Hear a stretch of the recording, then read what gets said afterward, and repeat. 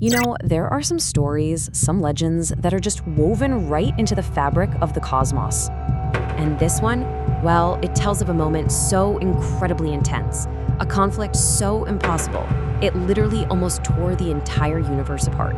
A moment when the great god Shiva cut off the head of his very own son. Yeah, you heard that right. A father, a god, severing his child's head. It's a lot to take in. So, you have to ask, right? Is this just some wild, shocking story from ancient times?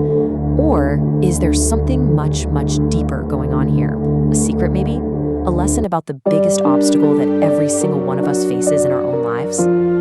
Okay, so let's dive into it. We're gonna unpack the story of one of the most beloved deities out there, from his really unique creation to his absolutely incredible transformation. This is the divine story of Ganesha's birth and rebirth.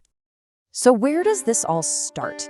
Well, funny enough, it doesn't begin with some cosmic battle. It starts with something really human.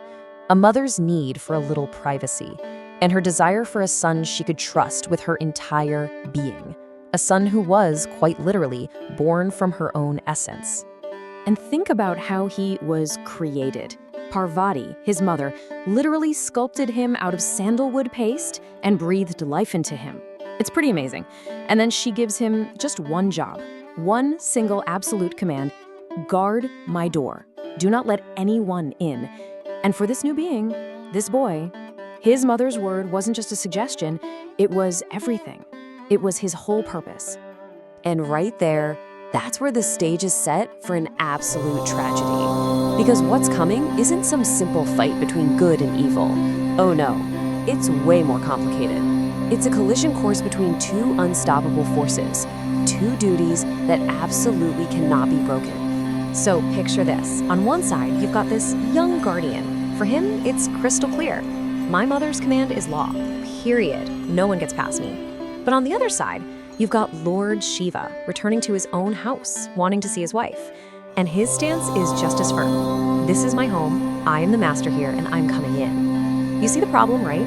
Neither one of them could back down without completely failing in who they are. So the boy, and remember, he has no idea this is his father, he stands his ground, just pure, unwavering courage. But Shiva, well, his legendary temper is not something you want to be on the wrong side of. And faced with this defiance in his own home, his rage just exploded. In that flash of anger, he took his trident and he severed the bull's head. Just like that. The aftermath, it was just catastrophic.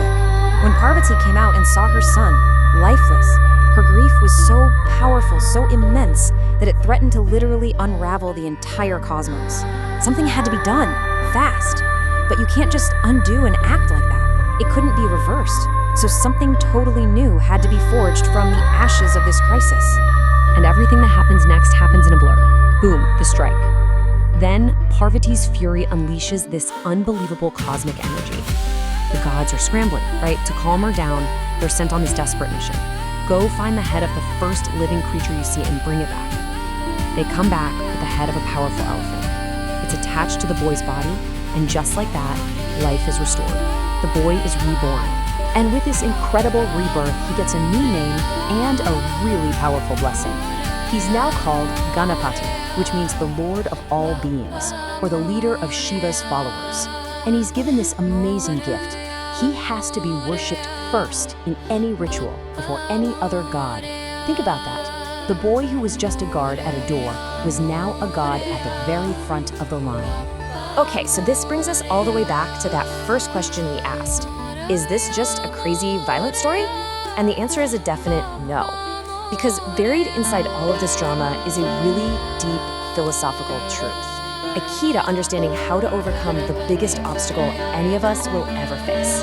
You see, in Hindu philosophy, there's this idea called ahamkara. We translate it as ego, but it's not just about being arrogant. It's about that limited, small self that we build up. Our pride, our personal biases, that whole identity we create.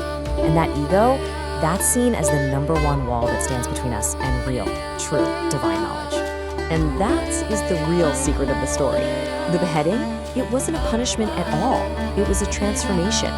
Shiva, who represents the highest form of consciousness, destroys the boy's original human head, which is the symbol for that limited ego. And what is it replaced with? The head of an elephant, a symbol of huge intellect, cosmic wisdom, and the patience to truly listen.